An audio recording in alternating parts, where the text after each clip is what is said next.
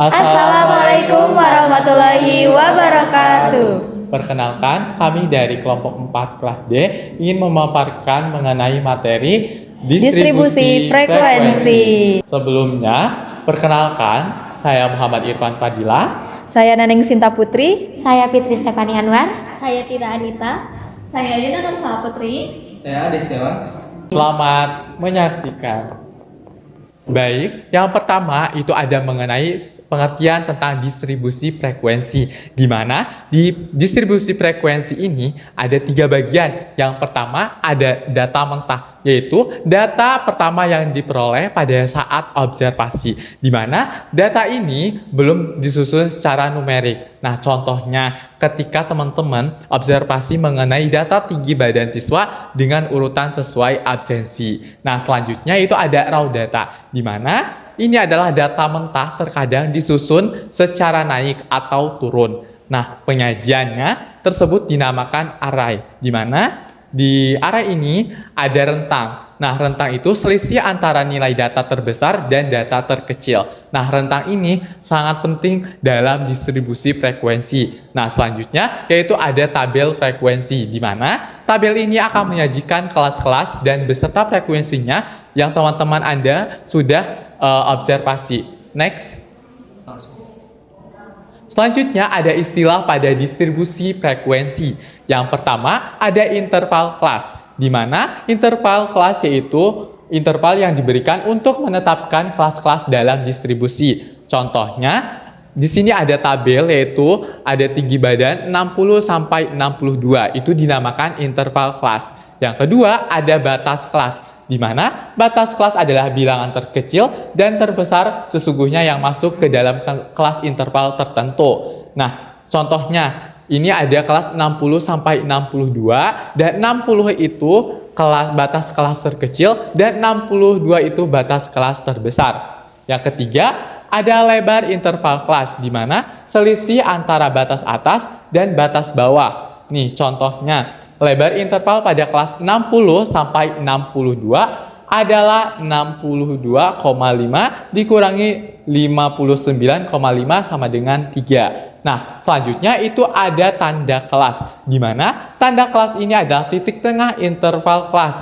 Nah, untuk mengetahui tanda kelas bisa membagi 2 jumlah dari batas bawah dan batas atas suatu interval. Misalnya pada kelas 60 sampai 62 adalah 60 ditambah 62 lalu dibagi 2 yaitu sama dengan 61. Nah, bisa lihat tabel tersebut. Ini tabel tersebut menyajikan banyaknya siswa yang tingginya badan dalam rentang di 66 cm dan 62 adalah 42 siswa, di mana salah satu kelemahan penyajian dalam tabel distribusi adalah tidak terlihat data asli atau data mentahnya. Selanjutnya akan serahkan kepada rekan saya.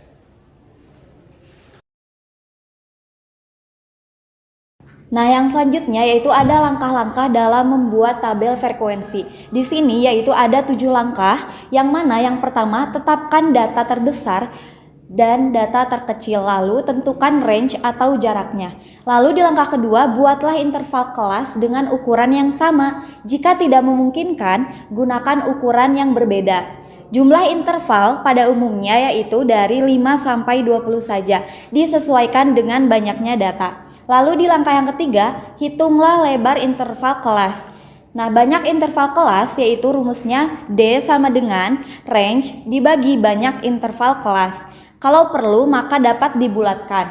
Lalu di langkah yang keempat ada starting point, yaitu mulai dari bilangan batas bawah untuk kelas interval pertama. Ambil data terkecil dari observasi atau bilangan di bawahnya. Lalu yang kelima, dengan menggunakan batas bawah interval kelas pertama dan lebar interval kelas, maka tentukan batas bawah interval kelas lainnya. Lalu di yang kelima, susun semua batas bawah interval kelas secara vertikal, lalu tentukan batas atas yang sesuai. Lalu di langkah yang ketujuh, kembali ke data mentah dan gunakan terus untuk memasukkan data. Next.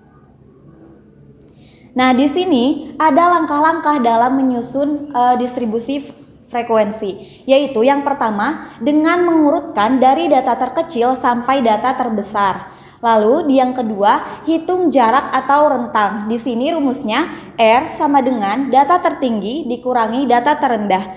Lalu yang ketiga, hitung jumlah kelas, yaitu rumusnya K sama dengan 1 ditambah 3,3 log N.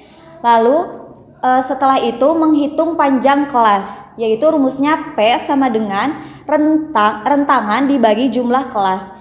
Setelah menghitung panjang kelas, yaitu menentukan batas interval, dan yang terakhir buat tabel sementara. Yang selanjutnya akan dilanjutkan oleh rekan saya.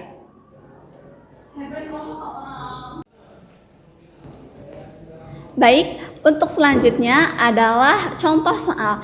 Nah, di sini ada contoh soal mengenai data nilai 80 siswa pada ujian akhir mata pelajaran matematika. Nah, untuk datanya ini masih beragam, belum tersusun. Bisa di next? Nah, seperti yang telah dijelaskan oleh rekan saya sebelumnya mengenai langkah-langkah distribusi frekuensi, di sini yang pertama kita harus mencari menentukan dulu nilai terendah dan juga tertingginya, di mana dari soal tersebut nilai tertingginya adalah 97, sedangkan nilai terendahnya adalah 53. Nah, sehingga range yang dihasilkan adalah 97 dikurangi 53 adalah 44. Nah, untuk selanjutnya kita akan menetapkan jumlah kelas, di mana jumlah kelas ini dihasilkan dari perhitungan 1 ditambah 3,3 log N, di mana log N ini adalah jumlah seluruh data, yaitu 80, sehingga ketika dimasukkan dengan rumus adalah 1 ditambah 3,3 log 80 sama dengan 1 ditambah 3,3 dikali 1,9, sehingga hasilnya adalah 1 ditambah 6,28, hasilnya ada dengan jumlah 7,28. Artinya jumlah kelas dalam barisnya, artinya jumlah kelas atau barisnya adalah 7, akan tetapi pada soal ini ditetapkan jumlah kelasnya itu adalah 10. Kemudian langkah yang ketiga adalah lebar interval kelas D, di mana lebar kelas ini diambil dari range dibagi dengan jumlah kelas. Nah, sehingga hasilnya adalah 4,4. Nah, dibulatkan menjadi 5. Kemudian yang keempat adalah untuk limit bawah kelas. Nah, diambil 50 sebagai limit bawah kelas untuk bawah kelas pertama. Nah, selanjutnya yang keempat adalah limit bawah untuk kelas kedua. Nah, limit kelas kedua ini diperoleh dari kelas pertama ditambah dengan interval kelas 50 ditambah 5 menjadi 55. Kemudian untuk kelas ketiga 55 ditambah 5 menjadi 60 dan seterusnya. Nah, selanjutnya adalah limit kelas atas interval yang bersesuaian dengan 54. Untuk kelas pertama yaitu 59, untuk kelas kedua dan seterusnya. Nah, yang terakhir gunakan turus untuk memasukkan data ke dalam interval kelas. Untuk selanjutnya akan diteruskan oleh rekan saya. Nah, selanjutnya yaitu distribusi nilai statistik mahasiswa. Nah, hal ini bertujuan untuk merangkum ataupun meringkas dari data besar sepertinya 80 untuk bisa disederhanakan lebih ringkas. Nah, hal ini cara hitungnya itu seperti halnya dari data rentang nilai 50 sampai 54 yang hasilnya itu 53 itu dihasilkan dari 50 sampai 54, jadi diambil dari frekuensi.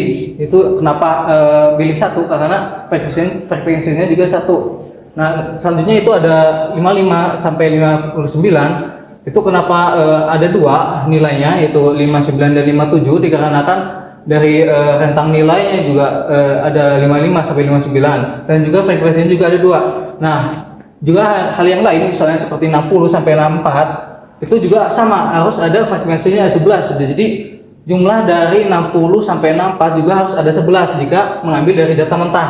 Jadi misalnya 60 misalnya contohkan 60. Kita ngambil bebas sebenarnya dari 60 mau ada 2 ataupun ada 3, tapi dari hal tersebut ada urutan, misalnya 60-nya ada 2, 61-nya ada 3, dan seterusnya sampai jumlahnya ada 11. Jadi sesuai dengan frekuensi hal tersebut. Nah selanjutnya juga sama dengan hal tersebut. Jadi maupun begitu sebenarnya bisa disederhanakan dengan nilai sampul ataupun nilai sederhana, ataupun mengambil dari nilai tengahnya juga bisa sebenarnya. Jadi nggak perlu adanya data mentah. Mungkin segitu. Selanjutnya itu distribusi nilai statistik mahasiswa. Nah hal ini misalnya dari rentang nilai 50 sampai 54 dengan frekuensi 1, lalu dengan misalnya kita mencari nilai tengah ataupun data tengah, kita bisa misalnya ini misalnya dari jumlah tempat itu dari mana? Dari 50 tambah 54. Nah, hal ini juga bisa dan lalu dari nilai tengah 52 itu hasilnya dari 104 dibagi dengan 2 itu. Jadi hasilnya 52, atau bisa disederhanakan jadi 50 sampai 54 itu di tengahnya di mana gitu. Jadi 50 sampai 54 tengahnya itu di 52. Adapun ketiga grafik tersebut itu dihasilkan dari tabel yang ada di sini. Nah, hal ini misalnya yang di bawah itu adalah X ataupun dari rentang nilai. Nah, yang di sini itu adalah Y, yaitu dari hasil frekuensi. Nah, hal ini jadikan sebuah hasil dari tabel tersebut, dari ketiga grafik tersebut. Ini selanjutnya akan diteruskan oleh rekan saya. Baik, yang selanjutnya itu ada tabel distribusi frekuensi dari nilai statistika mahasiswa. Pada kolom pertama ada rentang nilai, yaitu menunjukkan suatu kelompok yang sudah dibagi-bagi. Dan yang kolom kedua itu ada frekuensi, di mana frekuensi menunjukkan jumlah data dari mahasiswa atau dari rentang nilai tersebut. Dan pada kolom ketiga itu ada persentase yang dihasilkan dari frekuensi relatif dikalikan dengan 100%. Frekuensi relatif itu dihasilkan dari misalnya kelas ini yang 11, frekuensi 11 dibagi dengan 80. Lalu setelah dibagi itu dikalikan dengan 100%, yang menghasilkan itu 14%. Dan yang selanjutnya di sini kita sajikan dalam diagram lingkaran. Diagram lingkaran ini ditujukan untuk menunjukkan kelas mana atau rentang nilai mana yang paling dominan. Bisa kita lihat di sini dari semuanya yang paling dominan adalah kelas 75 sampai 79 yang menghasilkan 26%. Next. Lalu yang selanjutnya kita juga bisa menghitung dari frekuensi relatif, frekuensi kumulatif, dan juga frekuensi relatif kumulatif. Seperti yang saya jelaskan tadi, frekuensi relatif itu dihasilkan dari frekuensi persatuan kelas tertentu dibagikan dengan total frekuensi. Dan kalau misalkan kelas ke 1 itu 1 dibagi 80 yang menghasilkan 0,013. Yang selanjutnya adalah frekuensi kumulatif, di mana frekuensi kumulatif adalah hasil dari frekuensi atas ditambah dengan frekuensi nilai tertentu. Misalnya frekuensi atas yaitu 1 dan frekuensi keduanya itu 2. 1 tambah 2 adalah 3 yang menghasilkan frekuensi kumulatif tersebut. Dan juga selanjutnya 1 tambah 2, 3 tambah 11 menghasilkan 14, dan seterusnya.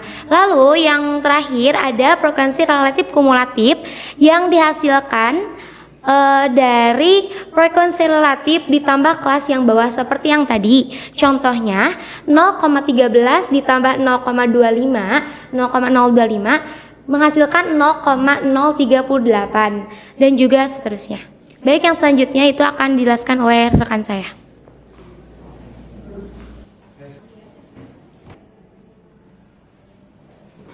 Oke teman-teman, setelah kalian tadi mendengarkan pemaparan materi mengenai frekuensi, sekarang kita akan mengerjakan latihan soal. Nah, di sini sudah terdapat beberapa data yang tidak berurutan. Lalu Di sini juga terdapat 6 soal. Soal nomor 1 yaitu susunlah informasi di atas ke dalam distribusi frekuensi. Bisa kita lihat di atas sudah ada keterangan bahwasannya sebanyak 45 mahasiswa diambil sampelnya dalam penelitian terkait berapa lagu yang didengarkan dari Spotify setiap harinya.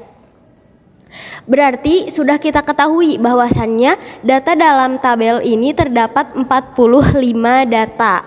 Nah, setelah itu kita harus mengurutkan terlebih dahulu data dari data nominal yang terkecil ke yang terbesar. Namun, apabila kalian tidak mau mengurutkannya, kalian bisa menggunakan metode tarus. Nah, lalu yang kedua yaitu berapa banyak kelas yang Anda sarankan? Nah, untuk menghitung banyak kelas, kita menggunakan rumus 1 ditambah 3,3 dikali N. Nah, log N maksudnya adalah N itu banyak data. Jadi, karena kita sudah mengetahui datanya ada 45, jadi tinggal dimasukkan saja 1 ditambah 3,3 dikali log 45. Nah, lalu di sini baris kedua kita tuliskan log 45 itu berapa? Log 45 itu adalah 1,6. Nah, di bawahnya di garis ketiga ini kita tulis lagi 1 ditambah, ini dikalikan terlebih dahulu, 3,3 dikali 1,6 hasilnya 5,20. Nah, 1 ditambah 5,20 adalah 6,28. Nah, hasil ini tidak boleh desimal, jadi harus kita bulatkan menjadi satu angka. 6,28 dibulatkan menjadi 6. Lalu selanjutnya, di soal selanjutnya kita diharuskan untuk mencari panjang kelas. Namun untuk mencari panjang kelas kita harus tahu terlebih dahulu range atau jaraknya. Nah, untuk mengetahui jarak rumusnya adalah data tertinggi dikurangi data terendah. Data tertinggi dari soal tadi yaitu 10 dan data terendahnya adalah 1. 10 dikurangi 1 hasilnya adalah 9. Nah, setelah mengetahui jarak dan juga banyaknya kelas, barulah kita bisa mencari panjang kelas. Rumus panjang kelas yaitu range atau jarak dibagi kelas. Range-nya sudah kita ketahui yaitu 9 dan juga kelasnya sudah kita ketahui yaitu 6. 9 dibagi 6 hasilnya 1,5. Nah, hasil ini juga tidak boleh desimal, jadi kita bulatkan kembali 1,5 menjadi 2. Lalu soal selanjutnya yaitu batas bawah dan batas atas. Nah, untuk mencari batas bawah itu tinggal kita lihat saja data sebelah kirinya dan batas atas itu data sebelah kanan. Yang kita diperintahkan untuk mencari batas bawah dan batas atas pada kelas pertama. Kelas pertama merupakan ini 1 sampai 2. Nah, batas bawahnya yaitu 1 dan batas atasnya yaitu 2. Nah, soal selanjutnya kita diperintahkan untuk membuat tabel frekuensi dari data tersebut. Nah, tabel frekuensinya ini karena kita tadi sudah menghitung frekuensi rentang nilai, jadi tinggal dipindahkan saja.